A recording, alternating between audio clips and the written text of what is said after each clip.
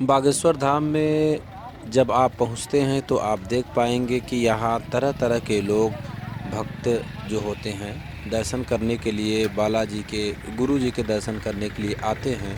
उन्हीं भक्तों में से मैं आपको दिखा रहा हूँ, एक भक्त ऐसे हैं कि वो जो है लेटते हुए आ रहे हैं बागेश्वर धाम में। ये 70 किलोमीटर से आ रहे हैं गुरु जी के दर्शन के अभिलाषा लिए और बालाजी की दर्शन की अभिलाषा लिए। ये भक्त जो है 70 किलोमीटर से ऐसे ही लौटते हुए आ रहे हैं। आप देख सकते हैं कि जो गद्दे हैं इनके आगे बिछाए जा रहे हैं बारी बारी करके, क्योंकि सड़क जो है यहाँ बागेश्वर धाम की बिल्कुल ख़राब है। अब तो गंज से लेकर यहाँ तक बागेश्वर धाम तक जो सड़क का निर्माण कार्य चालू है वो बन जा रहा है, तो कुछ लोगों को आसानी होगी, वरना सिंगल लेन भी कंप्लीट नहीं थी, सही से रोड नहीं बनी थी। लोगों को दो गाड़ियों का जो आवागमन होता था तो बड़ी परेशानी होती थी पास लेने में, लेकिन अब ये रोड बन जाएगी तो परेशानी नहीं होगी।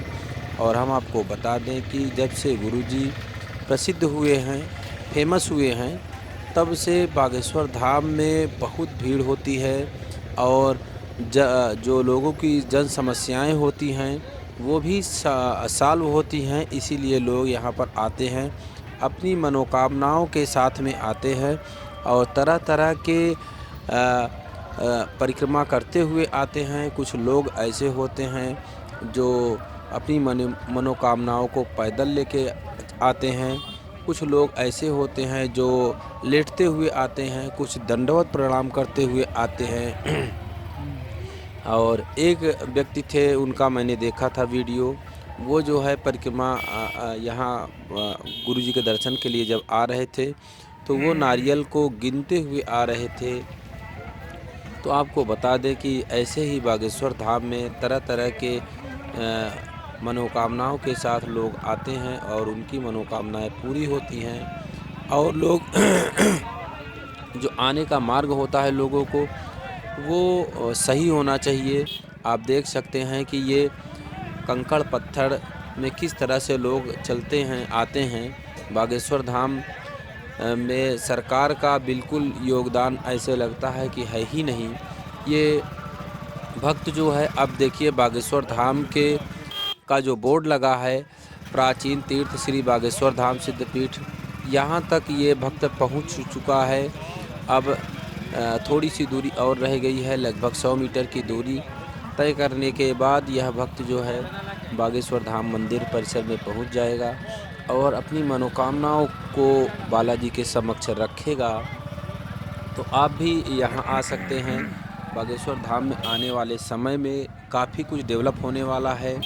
और हम आपको बता दें कि बागेश्वर धाम एक ऐसा धाम है जहाँ पर दूर दराज से लोग, भारत के कोने कोने से लोग आते हैं अपनी मनोकामनाओं के साथ और गुरु जी के दर्शन करने के लिए, बालाजी के दर्शन करने के लिए। यहाँ टोकन प्रक्रिया भी है, आप टोकन प्रक्रिया से गुरुजी से बात कर सकते हैं, आप नारियल बांधकर अर्जी लगा सकते हैं। यहाँ बागेश्वर धाम में आपको बताएं कि आपको खाने का जो प्रबंध है वो बागेश्वर धाम सरकार यानी गुरुजी करते हैं। निःशुल्क कम से कम 10 से 20 हज़ार लोग खाना खाते हैं और यहाँ पर कई चीज़ों की सुविधा है। आप यहाँ निःशुल्क ठहर भी सकते हैं और अगर आप वीआईपी व्यवस्था चाहते हैं तो कुछ यहाँ पर अब तो होटल वगैरह बनने लगे हैं, बन जाएंगे कुछ दिनों में, तो वहाँ भी आप ठहर सकते हैं। यहाँ की सुविधाओं के बारे में कहें तो अभी बागेश्वर धाम के चारों तरफ गंदगी का जो माहौल है वो ठीक नहीं है। जन सैलाब यहाँ पर हमेशा आता रहता है, लेकिन गवर्नमेंट को यहाँ ध्यान देना चाहिए कि गवर्नमेंट की तरफ से यहाँ अभी व्यवस्थाएं नहीं की गई हैं। जैसे सबसे बड़ी यहाँ की समस्या जो है वो शौचालय की है।